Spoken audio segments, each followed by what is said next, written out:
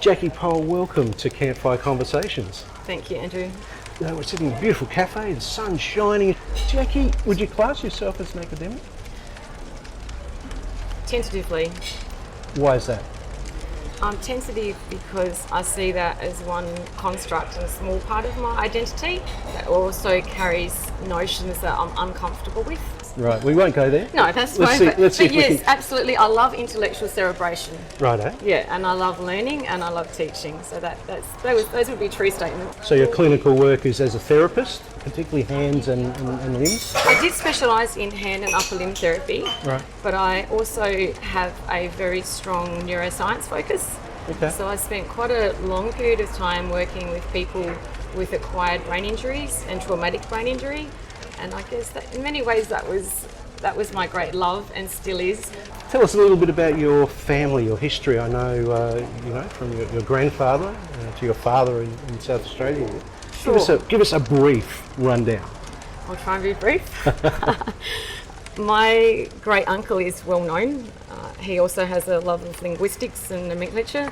His name is Victor Pohl, and his books are on Amazon if any of your listeners are interested in checking it out. He wrote The Dawn and the Horizon, Adventures of a Boer Family, and he described how the Pohls were the first family to arrive in South Africa from the south.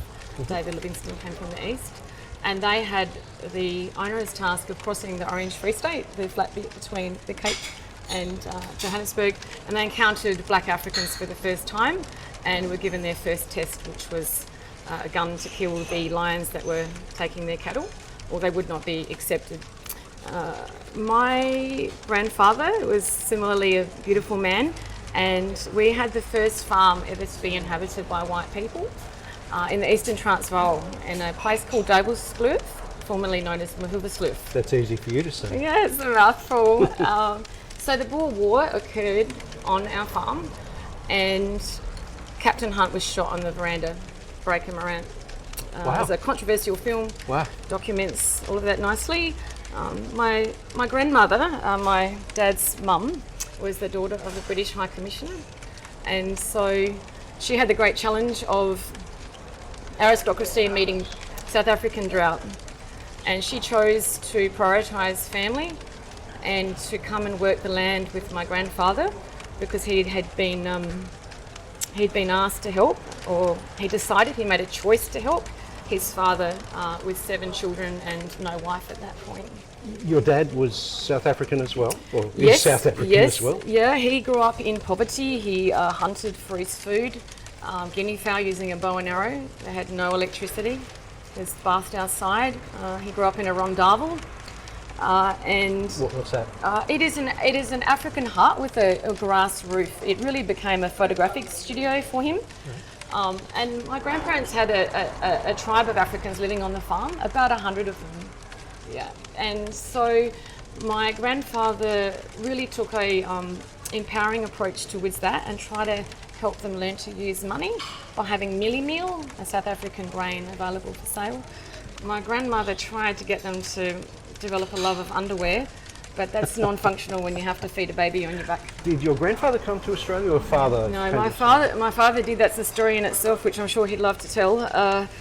He decided he wanted to be a doctor at age 7 or 8 and watch surgery every week from a country doctor who performed the surgery locally.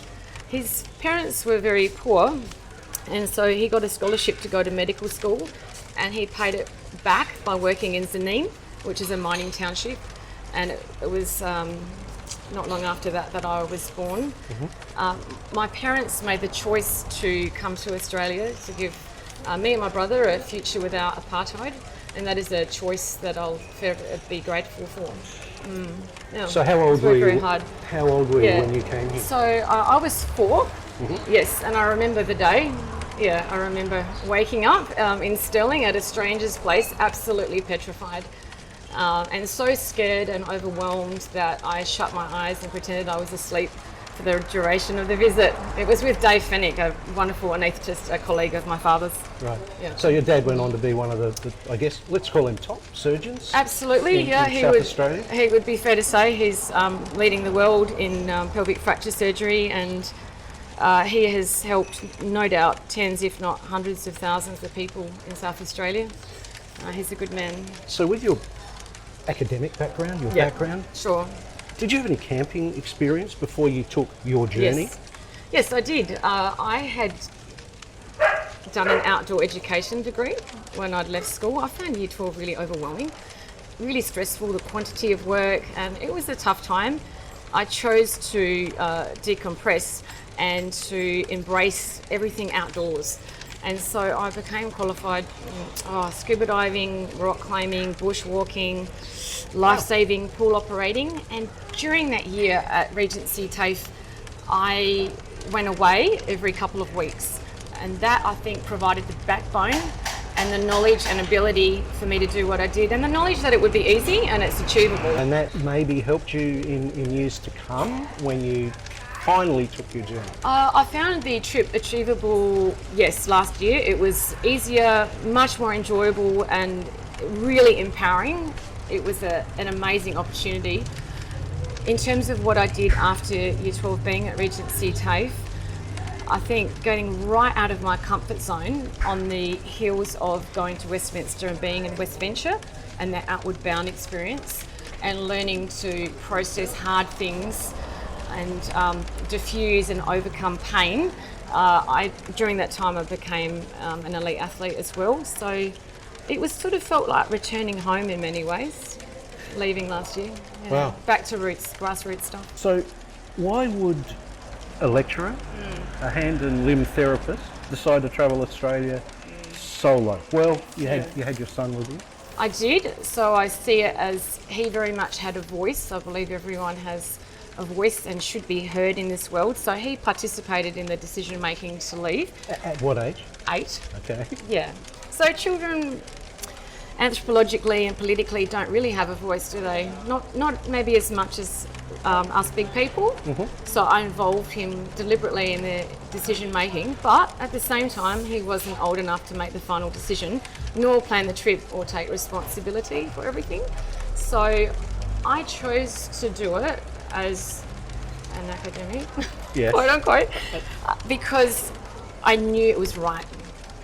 I knew it was the right thing for me to do, both as a woman and as a parent of a precious little boy at that point in time and space.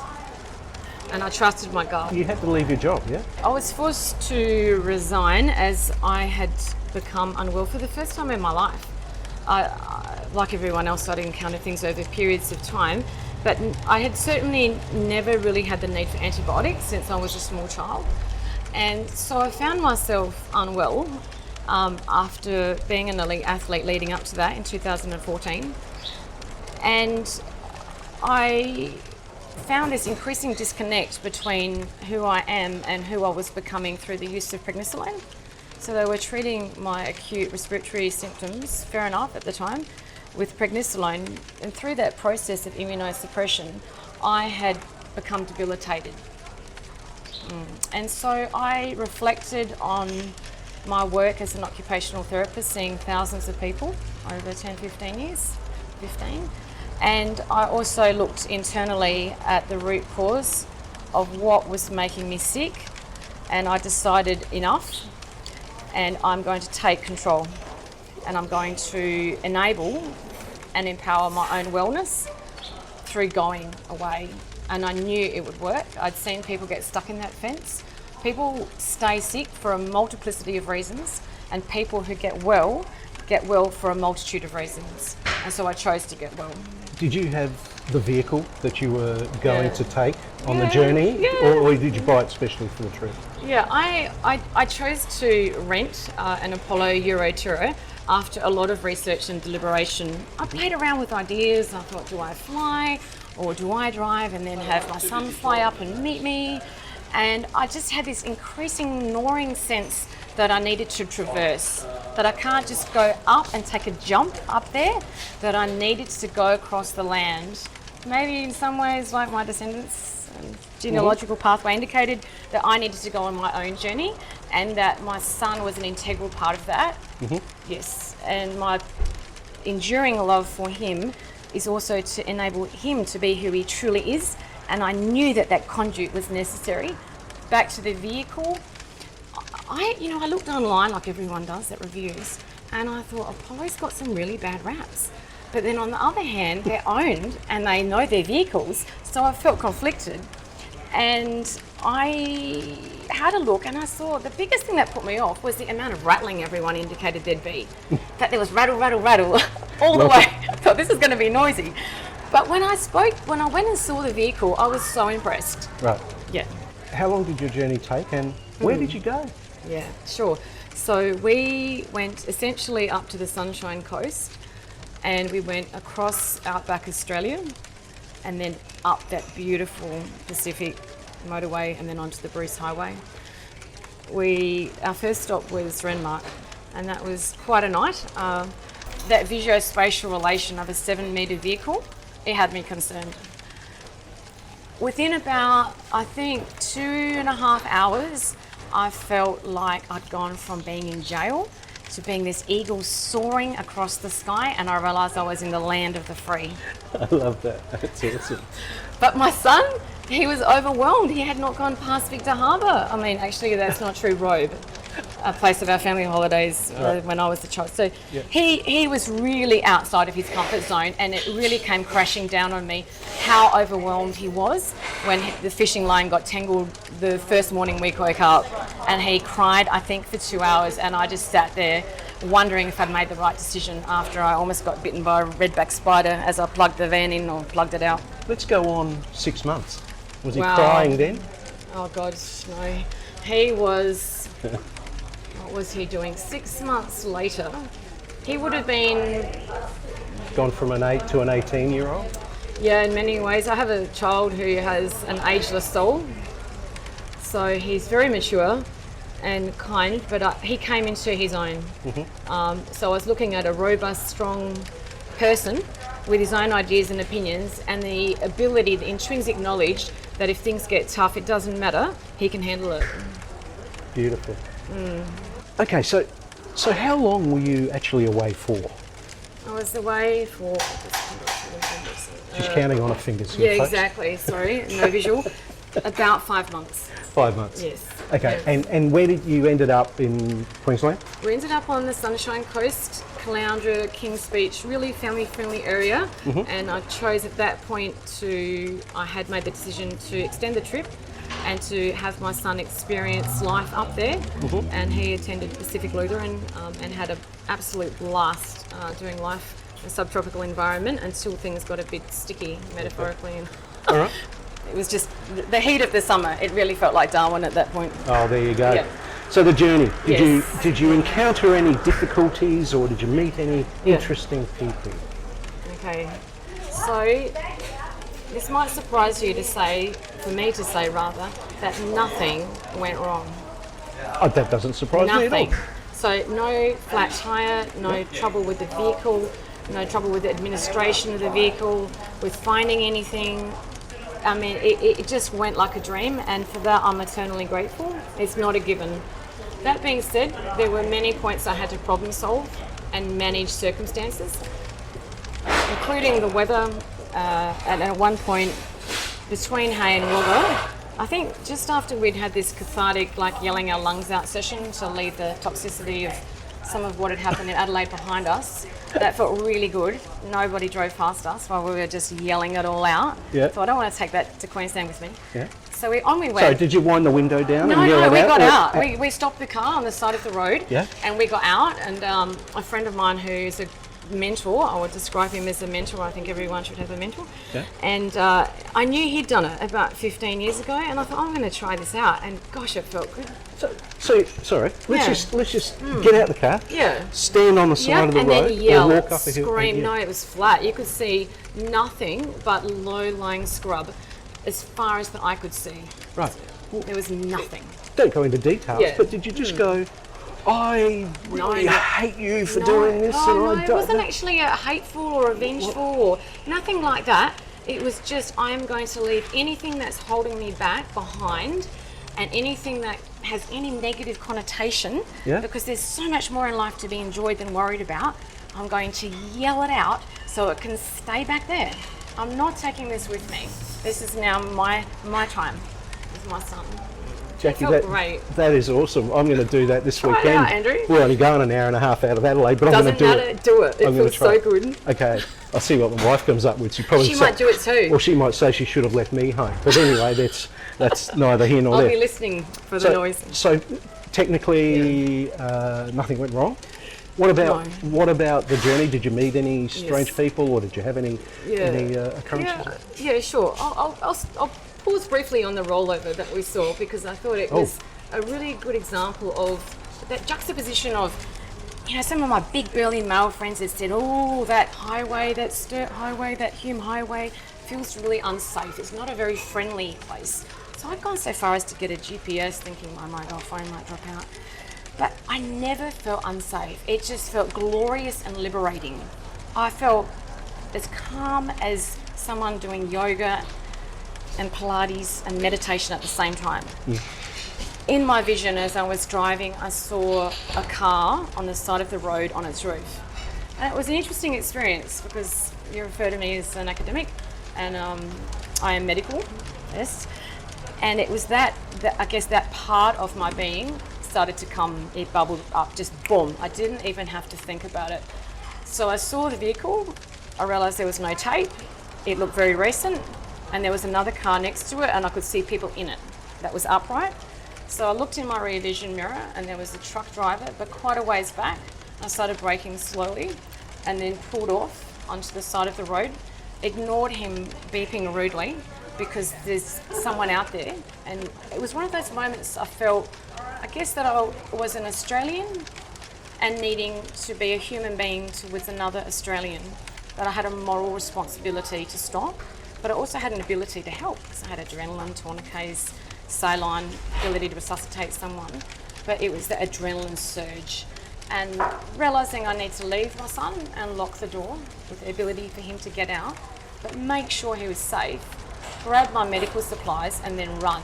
And I really was expecting to see a fatality or a near fatality with blood everywhere, and be looking at trying to save someone's life. It was really stressful, but also I knew it was right to run. When I got there, I went straight up to the car that was on its roof and looked in and kept looking, and I realised there was no one in it, which was a great relief. I then looked back at the other car that was upright, and it was filled with people. I realised there was 4 or 5 people in the back seat and 2 in the front, sitting there almost mummified, just in shock. And I went up to the car, opened the door, and I started coughing because all this smoke came billowing out, and I realised they were all sucking on cigarettes. It was about 6 or 7 Asian people, and they were so stressed by what had happened that they were just going for it. They lit up? They lit up. I mean, the car was almost lit up. There was so much smoke. They came tumbling out, and one of them had enough English for me to talk with, and the Westpac helicopter had just flown off, and the gentleman was alive, right, but critically injured. And I looked back at the road, and I guess at that point just took note of the pothole and realised it's likely to be driver error. I use the word cautiously, but it was a good reminder of the need to be aware, and just that great sense of relief that he was okay. So these other people, were they friends of this? Yeah, they were friends, and oh gosh, I mean, can you imagine being in another country, in the middle of nowhere, your friends now gone off in a helicopter, and you're left there to process that. They were really overwhelmed. In conversation earlier, Yes. we spoke before recording this. Yeah. Speaking of smoking, tell me about, what did you call him? Pot smoking? Oh, Jace, pot smoking Jace. Okay, yes, so he was a real character, and it was just a wonderful opportunity to have a good laugh and also experience problem solving with Xavier, experientially. So we had arrived in Port Stephens, and I knew there were some key things that we wanted to do. So we went kayaking with a glass bottom on the kayak, way too windy, so that was a whole problem solving process in itself. Gone sandboarding in the biggest sand dunes in the southern hemisphere, and that was wild, and just probably the happiest day of the trip for Xavier. And as I came back, or before, just as we were ending that, they allowed us to stay until the very last moment. Such a gorgeous company. I realised there was a fire, and I realised as we came back there was actually 2. So we parked at the marina and got Xavier a milkshake. He was having a good swing on the playground. I was admiring these $2 million yachts.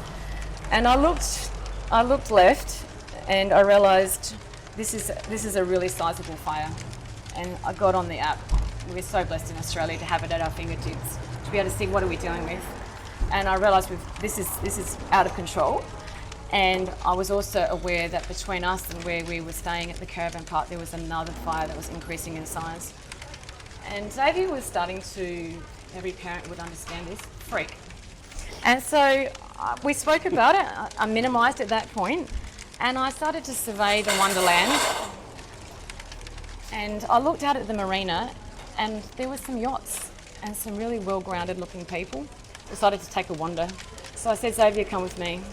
So we walked up and down the marina, and I saw a guy appear from probably an 18-foot yacht, and he looked really zen. And I said, hey, how you going? And he said, good, how are you? I said, not bad. And I looked at him and I thought, he's whacked out on pot, but he's peaceful. And so I thought, we'll have a chat.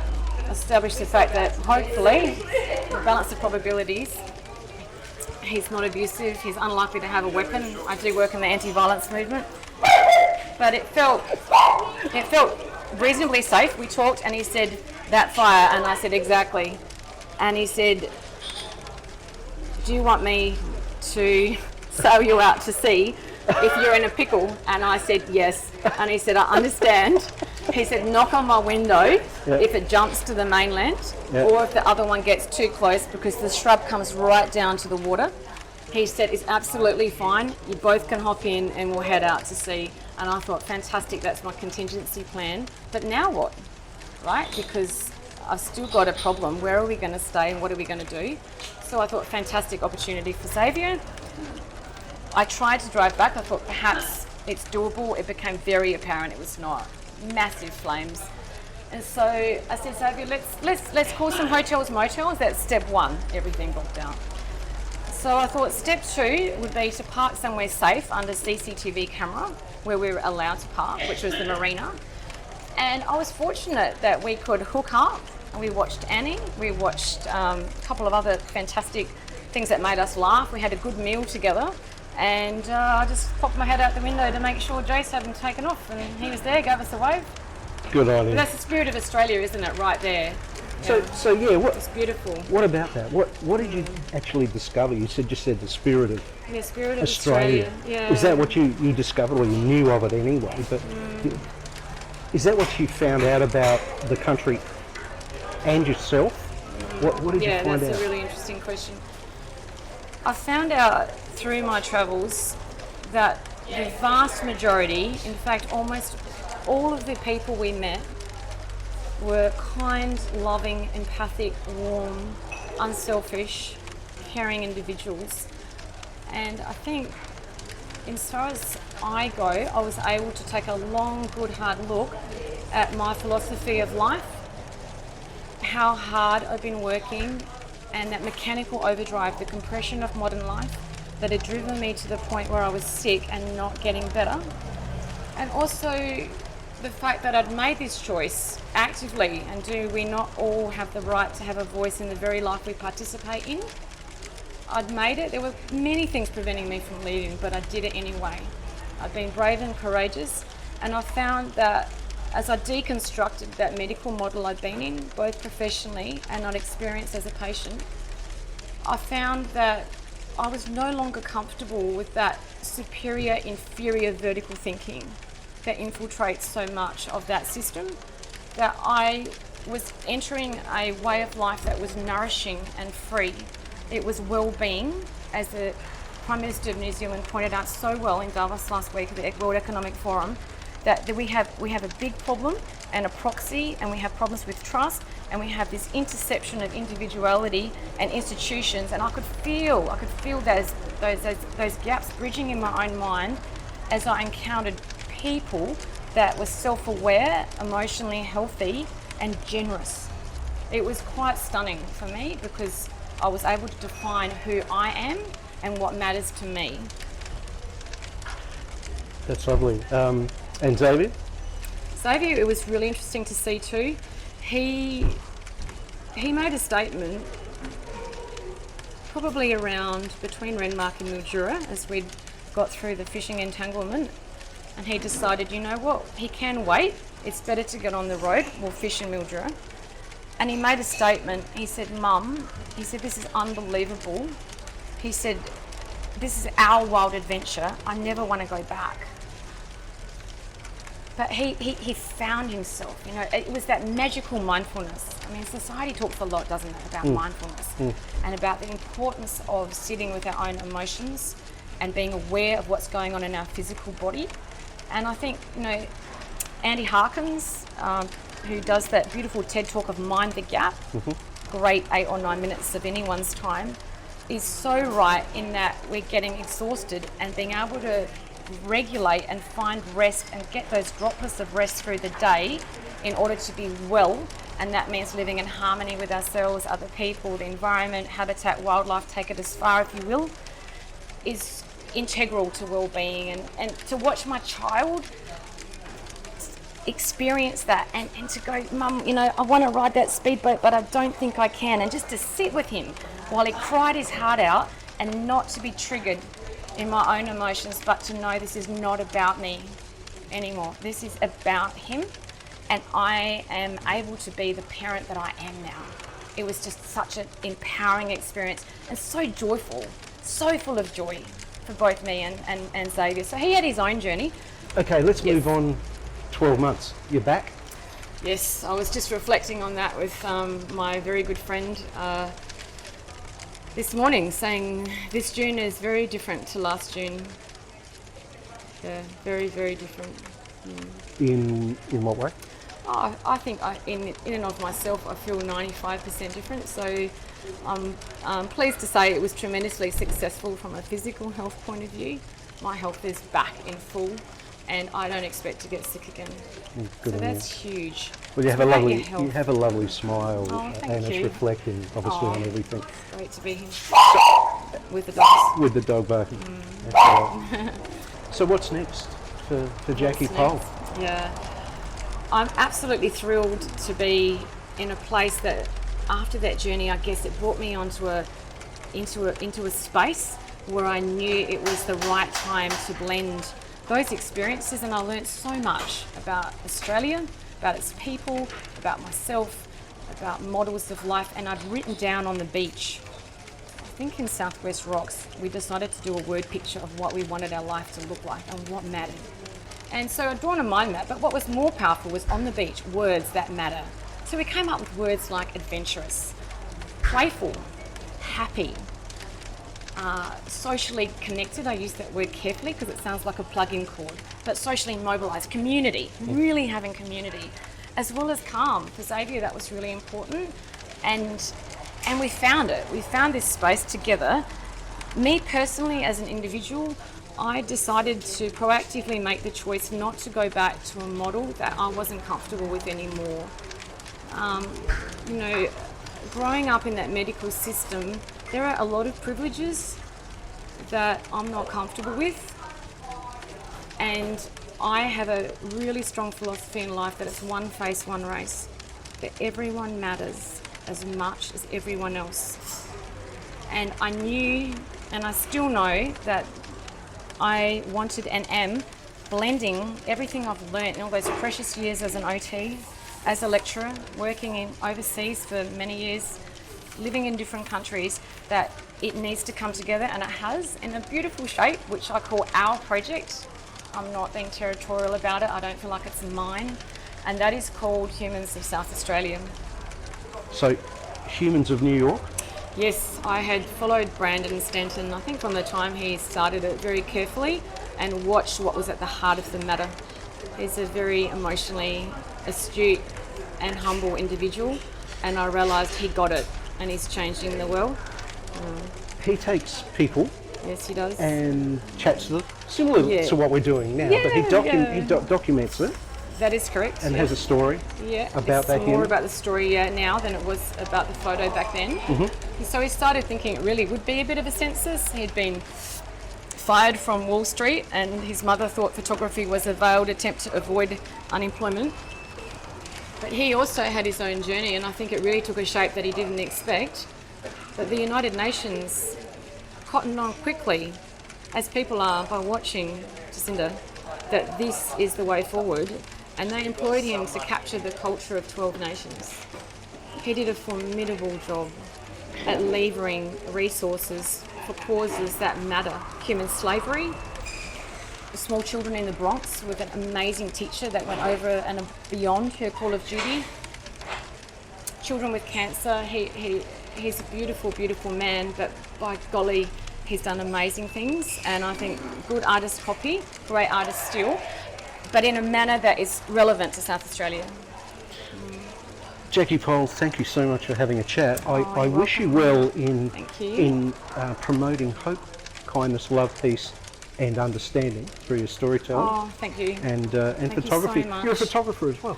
I am. Wow. I'm particularly interested in live film. I think that emotional intimacy and presence and who someone really is comes out so nicely through voice as well as that visual. So I'm hoping to really harness videography, podcasts, photography and narrative. It's about socially and economically and in every way promoting people and loving people and holding space for people. Yeah. I wish you well on your Andrew, journey for the future. Good luck. I really appreciate that. Thank you so much for your time. It's been absolutely delightful to speak with you, and I don't mean that glibly or gratuitously, I really mean it. And I also would hope that anyone remotely interested in any of the things we've touched on would be warmly welcome to contact me through the Humans of South Australia Facebook page or Instagram. Yeah, thank you, Andrew.